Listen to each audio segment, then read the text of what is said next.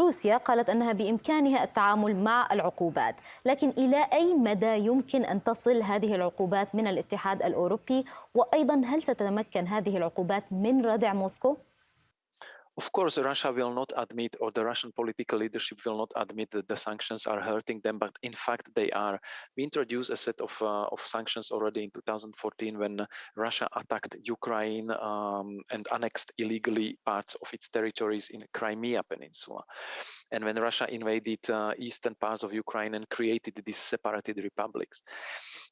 Since then, look at the state of the Russian economy. I think that's the best answer about the effectiveness of the sanctions. Russia was not able to develop and consolidate its economy. The economy is not performing well.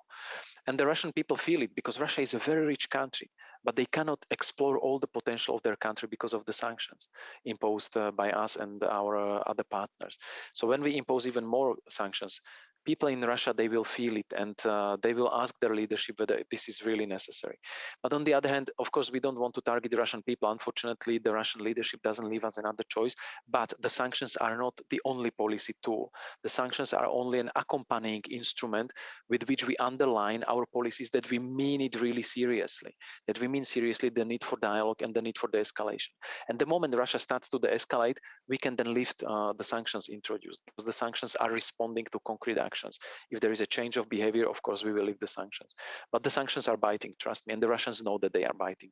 They cannot admit it, but Russia will be fully isolated financially, economically, and internationally, politically.